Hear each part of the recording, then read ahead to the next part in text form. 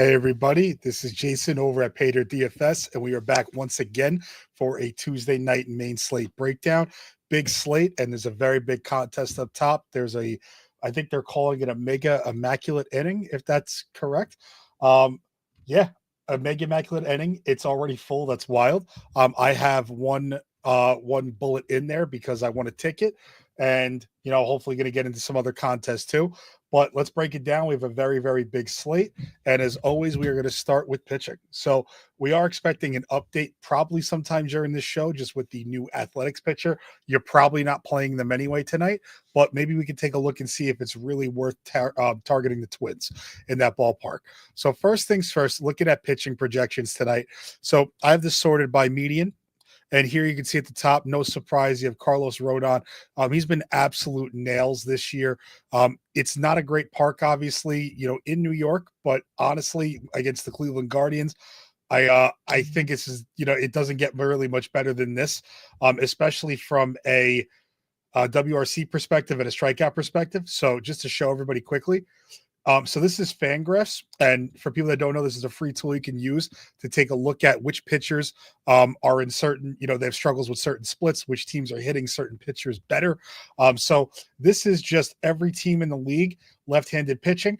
Just let everybody know this is a 30-day sample size, just because when I set it to 14 days, the sample size plate appearances, they're very, very small. So they're tough to get a gauge. So I like to do last 30 days. Last 30 days, here you'll see Cleveland down here, almost a 25% strikeout percentage. It's very, very low. The ISO, that's just completely terrible. Second lowest in the league. Third lowest in the league, just behind Miami and Kansas City.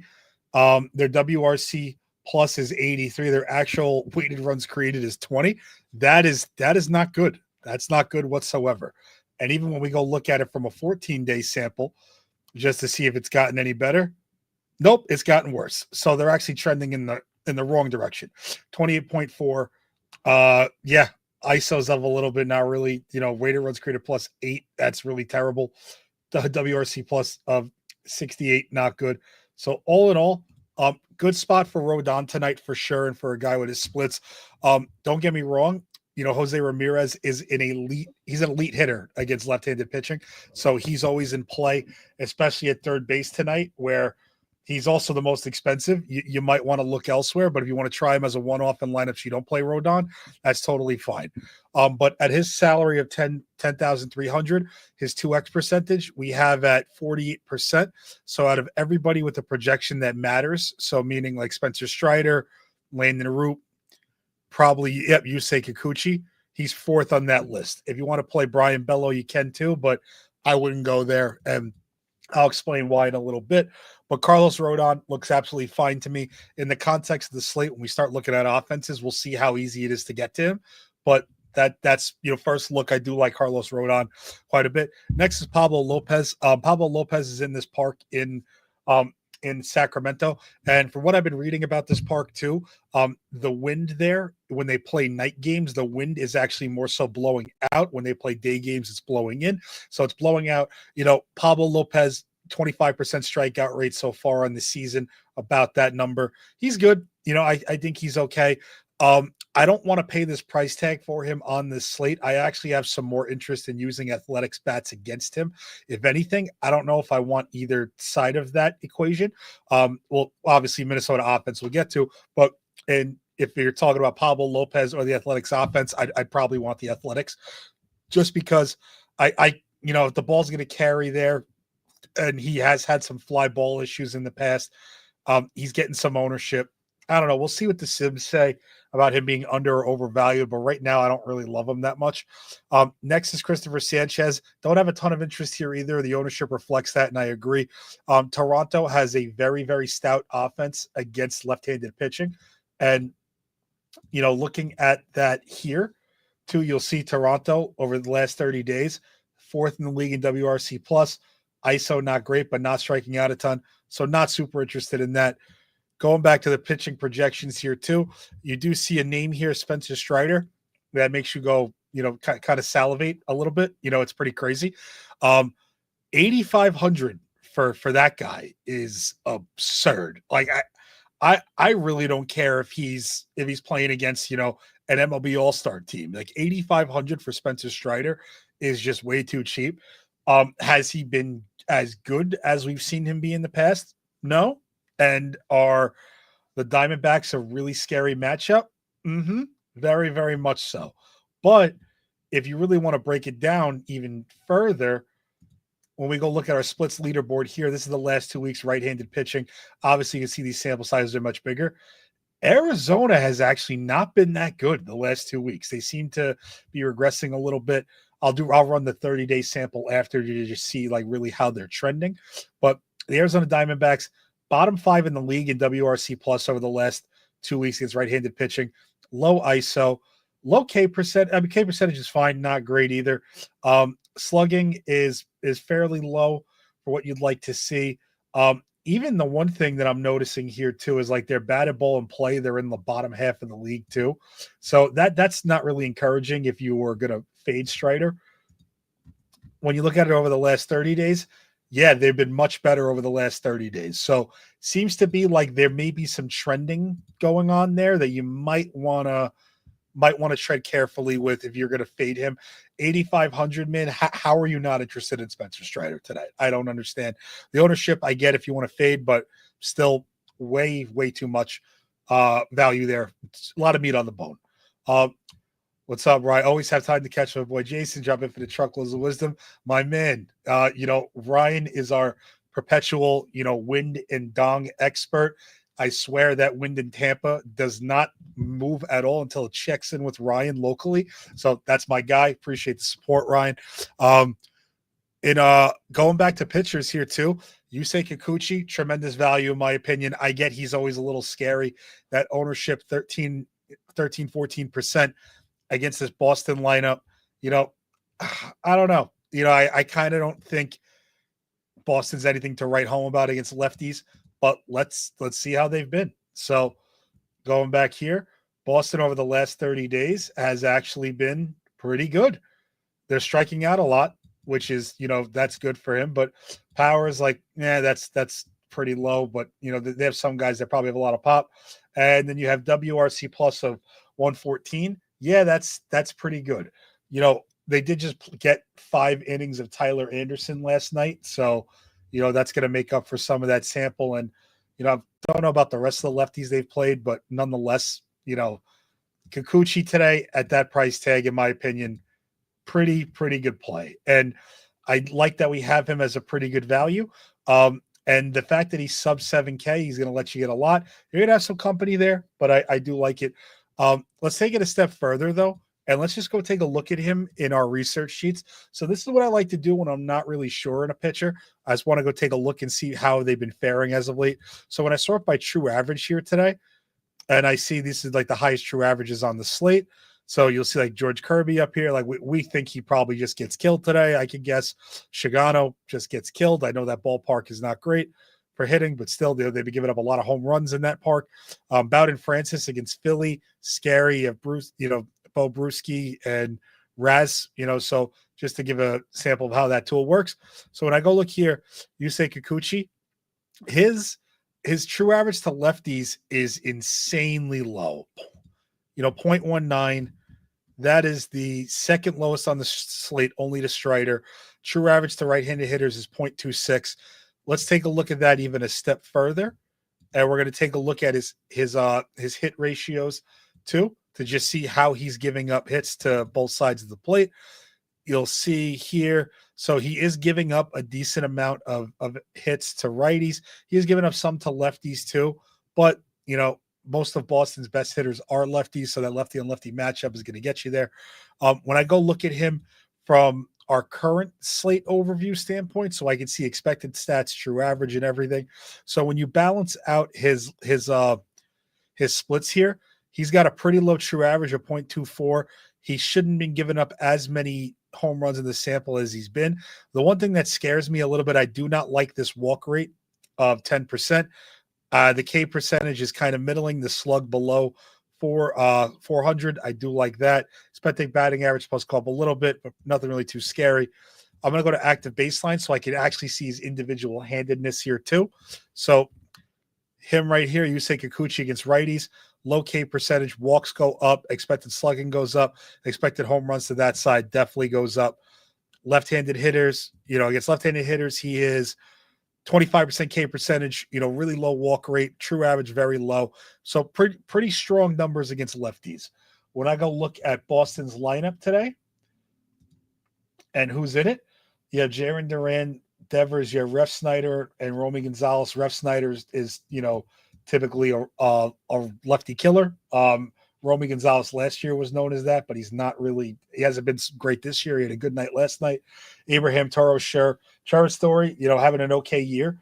But yeah, they really stacked the back of this lineup with righties. So the last thing I'm going to look at in our research sheets is I want to go look at our team baselines and just see how Boston looks in this matchup. So in this matchup, we actually really, really like Kikuchi. So you can see here, Boston, they're projected to have a 25% K strikeout rate in this lot with this lineup. Expected batting average of .230, expected slugging below average. I like Kikuchi a lot, especially for the value. That price tag is just too cheap for what we've seen him do. If he doesn't walk anybody, he's probably in good shape. Other sim products produce lineups. Is this the way to use pay dirt sims? So we're actually going to touch on the sims in a minute, but no, you do not want to use the sims to actually take the lineups from them and build. You want to use them as a guide to really see which teams are over or undervalued for that contest. So I'll actually show that tab here. So I ran this on large vary because I have a lineup in the $111 immaculate inning, 6,000 people entry. That's a very, very big contest. So I'm just going to reset the data quick. I'm going to let that run, and then we'll start looking at some more pitchers again. Let that do its thing. Also, too, with the sims, if you do run on small instead of large, it is going to be a lot faster just because it doesn't have to produce as many lineups or sim against as many lineups. So one that's running. Okay, we got it. So pretty fast there. So at starting pitcher, you definitely want to take a look at Carlos Rodon today, even at his ownership of 28 point, little over 28%. We think he's severely underowned in that. Then followed by Pablo Lopez and Yusei Kikuchi. And then Spencer Strider is pretty much a neutral value there. You also get some value on Tyler McGill, 8,300. If you want to attack the Dodgers, be my guest. I'm not going to do that. You'll see up here, these are the lineups it produces. So these are lineups that you should not take in play because they don't always have a full stack in mind, but it'll show you which teams. You have projections here, ownership, fantasy, GP projections, and how many times that lineup construction has won this contest. So I wouldn't use this to build lineups. It's more of a guide. So, but when you are looking at pitchers, because pitchers are a very, very reliable source of projections at MLB, it's the most reliable projection that we have on any player. You do want to follow this as much as you can. So sorting by the lowest edge. So if you're starting your lineups in large field today with Hunter Green, a combination of Hunter Green, George Kirby, Rasmussen, Freddie Peralta, and Brian Bello, you're probably doing yourself a disservice. You're not gaining much edge. It doesn't mean that they're bad plays, but it means that there's other pivots. The highest edge in the Sims, Rodon, Pablo, Lopez, Kikuchi, McGill, and Sanchez. And then you also have some Landon Roop and Strider. So right now what this is telling me in large field is that I should probably start with a combination of Carlos Rodon and Kikuchi, Carlos Rodon and Landon Roop, Pablo Lopez, Landon Roop, Carlos Rodon, Strider, Landon Roop, Strider. That's probably where I want to go today. When I go look at team exposures, we have Minnesota as the top team. That's no surprise. They are in, they are in the cores of the West, as they say, even though Coors is technically already in the West. You get the point. Just because Minnesota is really cheap. Also, the Sims are built on ownership. So if a team is not owned at all, it is not going to recognize them as a high probability option. So after them, you have the New York Mets, who I like a lot. We're going to get into them in a little bit. Seattle. I really, really like Seattle. I don't like that park, but man, they've been hitting so many home runs. I think they're like 5th or 6th this year in home runs in that park. So if guys can square the ball up, I like that a lot. And also they get that Baltimore Orioles bullpen that's just pretty trash. So, and then you also have Toronto, Philly, Chicago, St. Louis, and then Baltimore. Notice how you don't really have a ton of expensive teams in here. And that's something to really note. And we'll talk about that. We get the offenses and overall exposures. When you go sort by edge, it's going to give you some on Chicago, just because they're super, super cheap. I don't really want to target them in a Detroit bullpen game, but nonetheless, there they are. You have Jorge Polanco, you have Baltimore, you have Minnesota, so you can sort by team here and see which players in those lineups have the biggest edge or lowest edge. But really, in large field today, if you are going to be building by Sims, combination of Rodon, Pablo Lopez, Kikuchi, Roop, Strider, that's where I would be leaning towards. And offenses, if you're building by this, Minnesota, the Mets, Seattle, and I'd say Philadelphia, Toronto's okay, and maybe St. Louis. So that's what I would do there. Going back to pitchers, though, really quick. Just to wrap up our really most valuable pitchers today at their price tags. You have Kikuchi. I don't want to play Brian Bello. I don't like his splits. The Angels today are a little overpriced as they were last night, but they do have a lot of pop. So I think the Angels are priced in such a weird sort of dynamic here where you really need their cheap guys to really pop off for them to really make a difference for you. And outside of Joe Adell at 3,100, the other cheap guys in their lineup have virtually no upside compared to other cheap spots on the slate. You want to play Neto for 5,200, Trout 5,000, Ward as a mini at 43. Sure. If you want to grab, even a cheaper mini like Soler, Adele, and Neto, or however you want to do that, that's fine. But Brian Bello today, I just don't like him in that park. It plays up right-handed power, and I believe he's been giving up quite a bit of right-handed power. Let me see if I can pull that really quick. So right here, you'll see Brian Bello, strikeout rate 21%. It's okay. Walk rate, fine. True average, 0.26. Expected batting average supposed to be higher. Expected slugging of 0.44. That's not good. So I don't think you need to prioritize him today. Watch him go out and mow and shove, but you never really know. I just don't really have a ton of interest there today. And outside of that, Landon Roop, as you saw last night, Logan Webb has made the Padres look, human. And, you hear about how much they don't strike out. Landon Roop is definitely not Logan Webb, so please keep that frame in mind. I don't love Landon Roop today. He's not one of my favorite options, but he'll be in my pool for sure. I'm going to rerun this just to see. We have that Athletics pitcher in here now. Yep, we have Grant Holman in there, and must be a bullpen guy, so I'm not too concerned. But the lowest projected pitchers on the slate: Clayton Kershaw, Bowden Francis, George Kirby, Rasmussen, and you have Shigano. So me personally, if all else fails and I don't really know where else to go and I want to try and see what pitchers I want to pick on, as long as they're not bullpen arms and they're not like just going for an inning or two, you could definitely look at this and say which pitcher has a chance to really get blown up today, and that can at least get you in the right direction. So let's go take a look at offenses now. I'm going to go rerun these. So you see here at the top, we have a pretty big log jam. This column, our 8+ runs column. This is the percentage at which a team scores 8 runs or more. The one thing I want to point out to everybody, because while you want to go to the top and you really want to, pick the teams at the top, you also want to keep in mind, for instance, like the Yankees, 26% of the time they do go over 8 runs or more. That also means that 75% of the time they don't, right? So we're trying to assess risk. We're trying to assess value here. So overall, I do like the New York Mets quite a bit. Here's the reason why. Average salary, 4,300. I like that it's in the middle. You get some exposure to some high price guys with upside, and they also have some low price guys that have really done well for them as of late. I don't know if they released their lineup yet, but if you get like a Starling Marte, Francisco Alvarez, you're going to probably get Brett Beatty because Mark Vientos is on the IL. And then you pair it with, Alonso, lefty killer. You pair it with Lindor, who it doesn't matter what side of the plate he hits from, he takes it yard all the time. And you have one of the best left-on-left hitters of recent memory in Juan Soto. Clayton Kershaw seems a little bit broken. When I go look at him also in our research sheets, I will start with our hit ratios.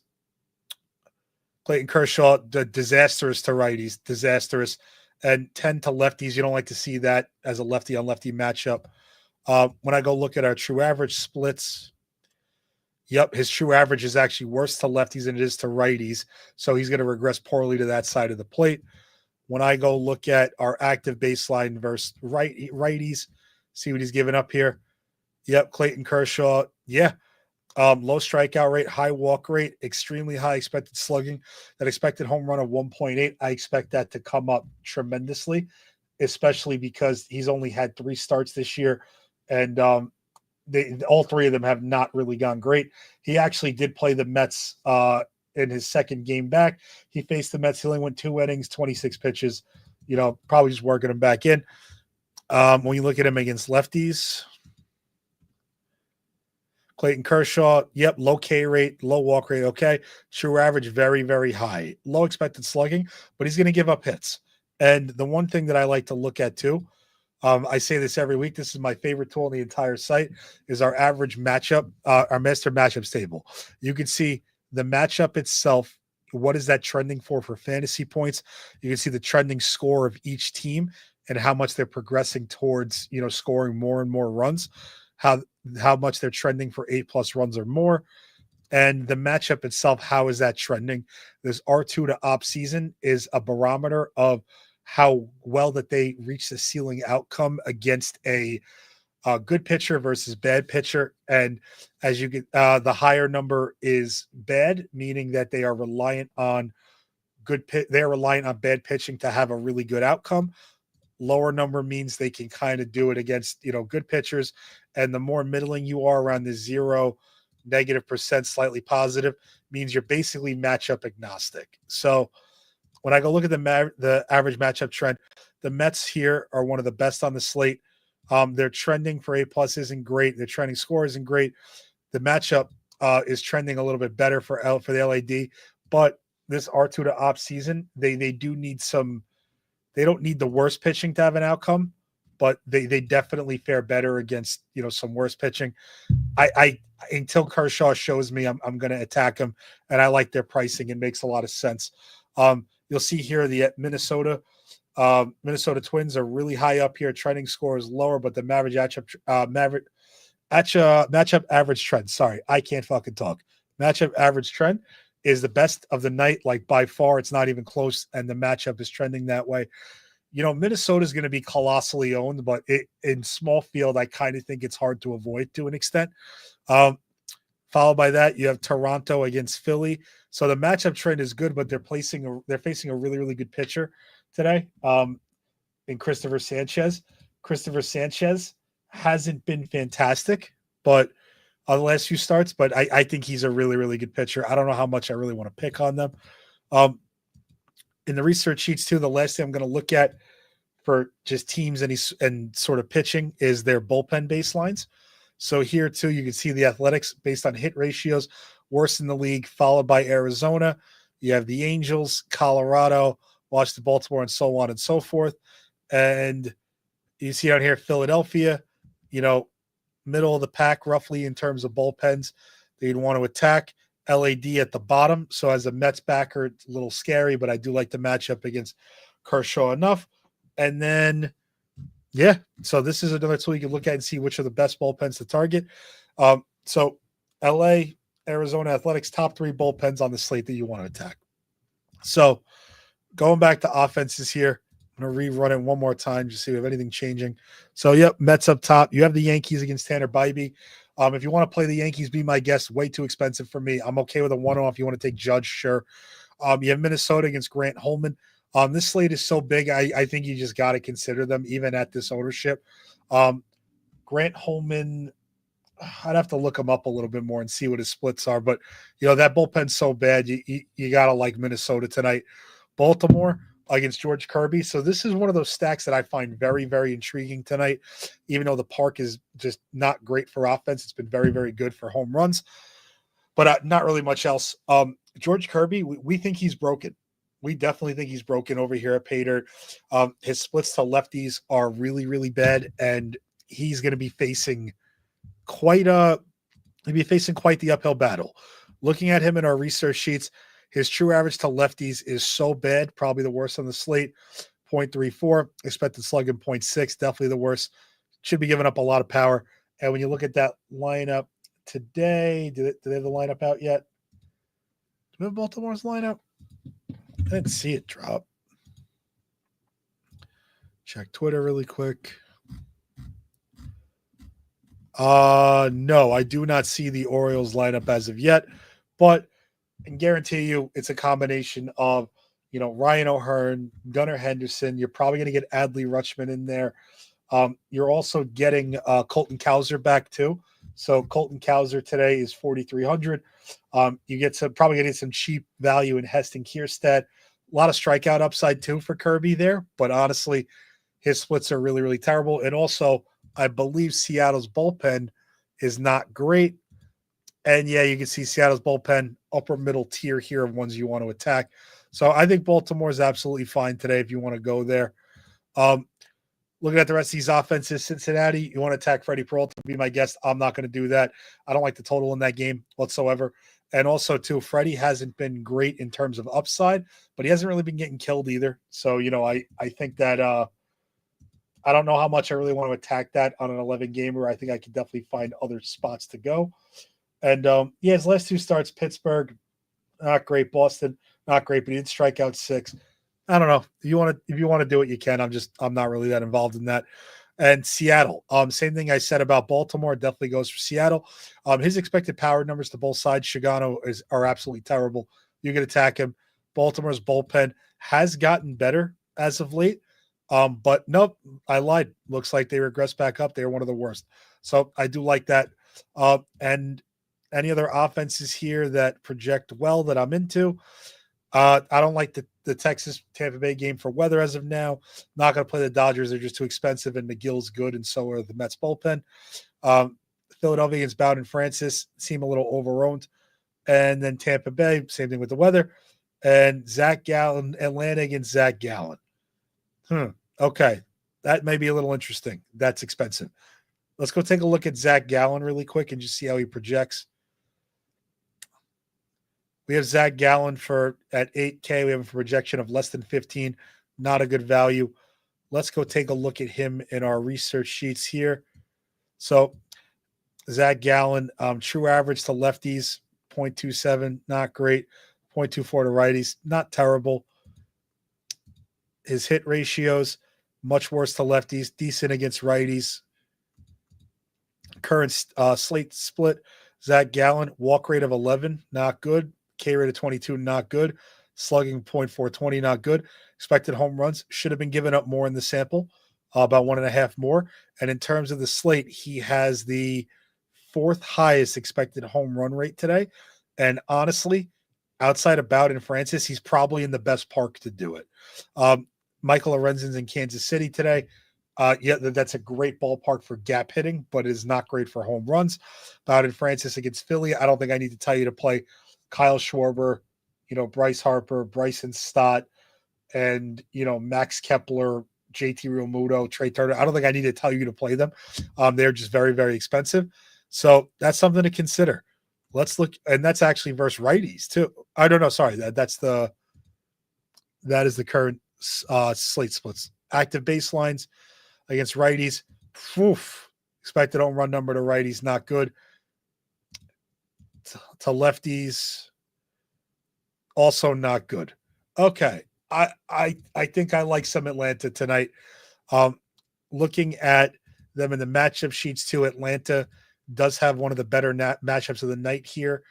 So that is pretty good. The matchup is trending upward to 32%. So actually they have the second best trending matchup of the night, which is pretty impressive. And last but not least, the one thing I want to take a look at is Arizona's bullpen one more time. And Arizona, second worst on the slate. Full go with the Bravos tonight. Okay. So after breaking it down, we'll go look at top offenses by leverage. I'll run a small field stack, a small field contest sims for everybody, and then we'll get to some questions. But highest leverage lineups today, Tampa Bay, Texas. Obviously, no one's playing them with the weather, so that makes sense. Seattle against Chicago. That should get you really excited, especially when you could roster Cal Raleigh. Same thing with Baltimore, George Kirby. You got the Yankees, Arizona against Strider if you want to take that risk. And, then San Francisco, Cincinnati. Cincinnati we have projected well, so maybe I got to look into that more, but I don't know. I don't know how much I want to attack Freddie. And then you have the Athletics and Atlanta. So from a large field perspective today and lowest leverage, you have KC, LA, and Detroit, and followed by Minnesota and Boston. So I think Minnesota is a great team to play today. I think Philly is also good, but they're very, very expensive. So you got to be mindful of who you play with them at pitching. I think those two are good. I think Minnesota is a very, very strong stack in any format today. They're just way too cheap. We sort by runs, run per dollar. This is our value here.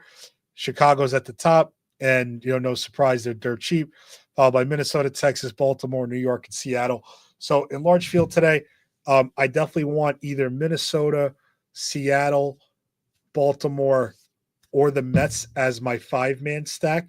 Cincinnati, I'm going to look into too, just because they really, really are popping a little bit more. So I want to do some investigating into why. And I also do not mind Atlanta. Granted, they are not super price conscious. They're not super price effective and cost effective. I do like Atlanta quite a bit just with those home run splits. So those are the offenses that I'm going to say to prioritize. To look back at our contest sims here, I am going to run a small field sim on Very, so we can show the people how fast it goes and also just see what they should be starting with. So small field, your $44, $88, $250, 121 single entry max. You're starting similar things, similar combination here. Combination of Rodon, Kikuchi, Strider, Pablo Lopez. It's probably where you're starting. You want to avoid George Kirby in this matchup, as well as Hunter Green. We see those as overvalued.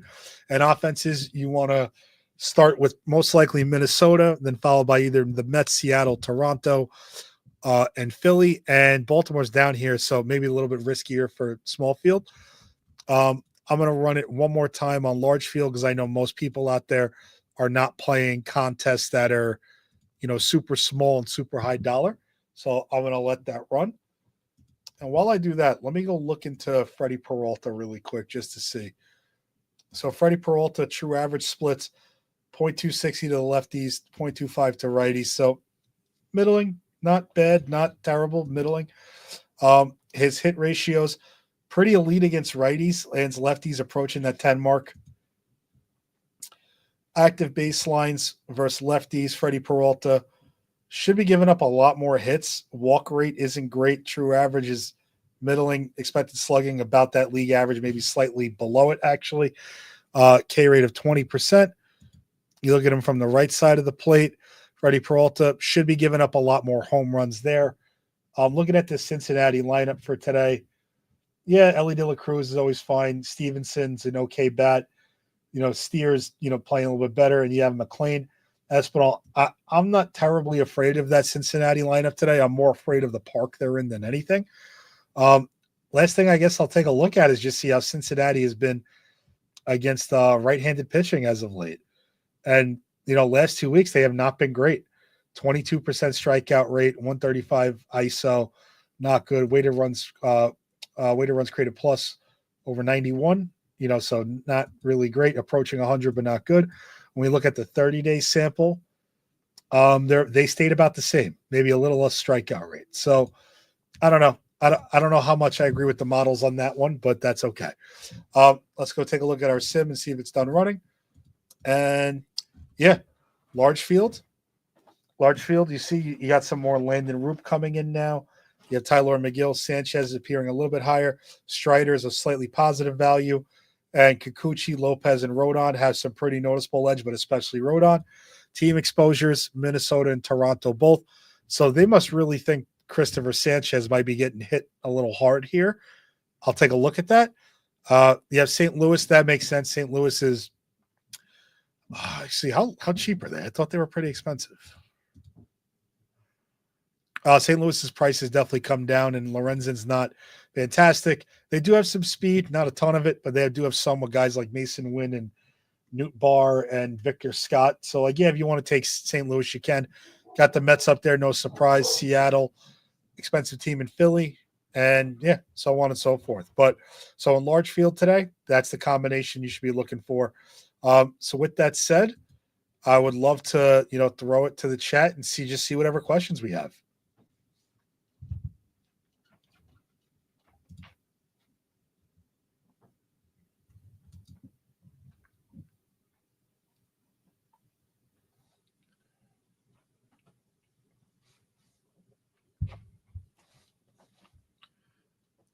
Okay. Going once, going twice, sold. All right. Thank you guys so much for tuning into our stream tonight. As always, you can check us out every Tuesday. We're going to be breaking down the slate, beforehand, trying to see what direction the models want us to take our lineups tonight.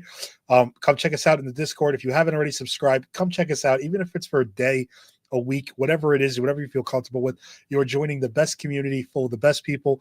We got some clowns, we got some jokesters, but more importantly, we got people that are really committed to trying to help you win. We're just in the beginning of June. Sorry if you hear my dog barking in the background, but we're just in the beginning of June, and subscribers have won close to $600,000 in winnings already this year. So we got some good stuff going on right now. I believe we got the sauce. Come check us out. My name is Jason again, and thank you guys for tuning in. I'll see you next week.